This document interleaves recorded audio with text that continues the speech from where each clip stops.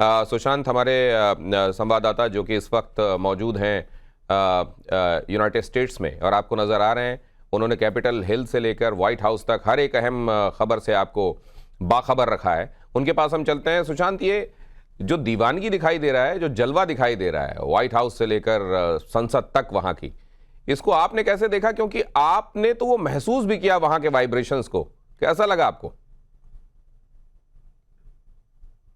मोदी मोदी की गूंज आपने भारतीय संसद में तो सुनी है, लेकिन अमेरिकी संसद में भी मोदी मोदी की गूंज सुनाई दे रही थी। और खुद अमेरिकी सांसद भी हतप्रभ थे कि क्या पॉपुलैरिटी है, किस लेवल की पॉपुलैरिटी है प्रधानमंत्री नरेंद्र मोदी की। और उसके बाद जब उन्होंने भाषण शुरू किया है, करीब 15-16 बार उनको स्टैंडिंग ओवेशन दिया गया है, 100 से ज्यादा बार उनके लिए तालियां बजी हैं। और इतना ही नहीं, आपको नवभारत पर हम तस्वीरें दिखा रहे हैं लगातार कि प्रधानमंत्री नरेंद्र मोदी से ऑटोग्राफ लेने के लिए होड़ मच गई, उनके साथ सेल्फी खिंचाने के लिए लोग पहुंच गए। और यहां तक कि जो स्पीकर हैं अमेरिकी संसद के मैकेथी, उन्होंने भी प्रधानमंत्री नरेंद्र मोदी से ऑटोग्राफ लिया है। तो ये नरेंद्र मोदी की पॉपुलैरिटी है, नरेंद्र मोदी को लेकर न सिर्फ आम लोगों का प्यार है, बल्कि अमेरिकी सांसद भी ये महसूस करते हैं कि एक नेता के तौर पर कि हम जो पब्लिक से रिस्पांस पाते हैं और नरेंद्र मोदी जो पब्लिक से रिस्पांस पाते हैं, वो फर्क है। और वो फर्क चूंकि अमेरिकी सांसद भी महसूस करते हैं, उनको समझ में आता है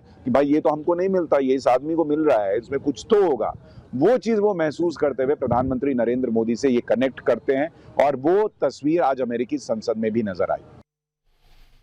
संसद में जो एड्रेस हुआ सुशांत, उस एड्रेस में जो बात कही गई वो हमने सुनी, कई बातें बिटवीन द लाइंस भी थी और संदेश देने की कोशिश है। आपके मुताबिक क्या मैसेजिंग है इसके जरिए? देखिए, प्रधानमंत्री अमेरिकी संसद में जब बोल रहे थे, और ये चूंकि उनका दूसरा मौका था वहां पर जॉइंट सेशन को संबोधित करने का, 2-3 बातें बहुत स्पष्ट तौर पर नजर आई। एक, कि उन्होंने भारत और अमेरिका कैसे लगातार आगे बढ़ सकते हैं साथ में, इस पर जोर दिया। अमेरिका कैसे असीम संभावनाओं का देश है, कैसे वहां पर कमला हैरिस उपराष्ट्रपति बन जाती हैं भारतीय मूल की, इसको उन्होंने वहां पर लोगों को बताया। और खूब तालियां बजी जब उन्होंने बताया कि मेरे पीछे भी एक महिला है जो भारतीय मूल की हैं, लेकिन यहाँ उपराष्ट्रपति बनी हुई हैं।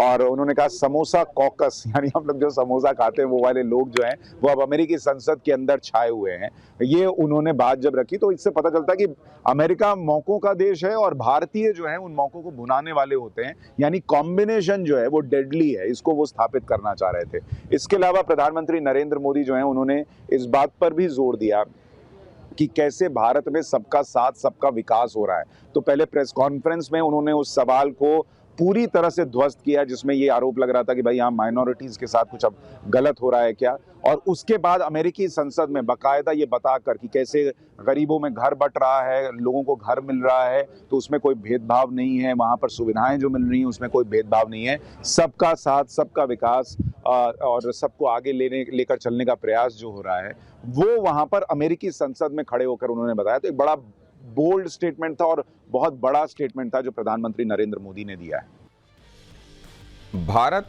के लिए अभी तक ये इस दौरे में भारत को हासिल होने के हिसाब से आप क्या देखते हैं? और क्योंकि आपने देखा था कि जो विपक्षी हैं वो कई बार विदेश जाकर कई बातें करने की कोशिश करते हैं, राहुल गांधी भी गए थे अमेरिका से, उन्होंने कुछ बातें कही थी। विरोधियों को किस तरीके से संदेश दिया गया इस दौरान?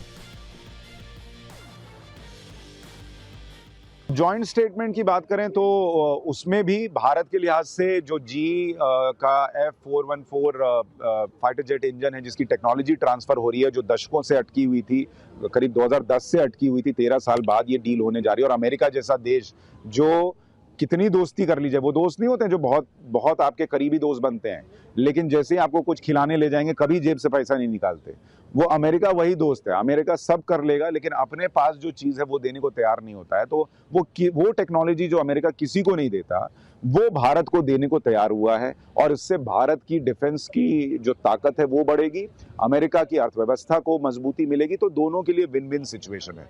लेकिन जिस तरीके से राष्ट्रपति जो बाइडेन ने, यहाँ एक पत्रकार ने सवाल पूछा कि भाई भारत में आपके ही सांसद कह रहे हैं कि माइनॉरिटीज जो हैं वो सुरक्षित नहीं है, डेमोक्रेसी जो है वो सुरक्षित नहीं है, उस पर उन्होंने एक लाइन में वैसे जवाब लंबा था, लेकिन एक सबसे प्रमुख लाइन जो उन्होंने कही कि भारत और अमेरिका दोनों के डीएनए में डेमोक्रेसी है। तो सारी बात वहीं खत्म हो गई। राहुल गांधी अब अमेरिका आए, ब्रिटेन आए, फ्रांस जाएं, कहीं जाकर बोलते रहे डेमोक्रेसी खत्म हो गई, आप लोग देख रहे हैं, कुछ कर नहीं रहे हैं। अमेरिकी राष्ट्रपति अमेरिका में बैठकर वहां पर सबके सामने, पत्रकारों के सामने कह रहा है कि भाई दोनों जगह पर डेमोक्रेसी और डीएनए में डेमोक्रेसी है, तो आप उसका कुछ कर नहीं सकते।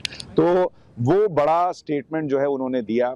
इसके अलावा दोनों देशों के रिश्तों को आगे ले जाने को लेकर बातचीत हुई है। तो बहुत सारी अहम डील्स और अहम बातें हुई हैं अलग अलग क्षेत्र में, साइंस के क्षेत्र में, टेक्नोलॉजी के क्षेत्र में और स्पेस के क्षेत्र में। ग्लोबल क्लाइमेट चेंज जो है उसको लेकर कैसे भारत कमिटेड है, इस पर बात हुई और अमेरिका ने अपनी गलती मानी।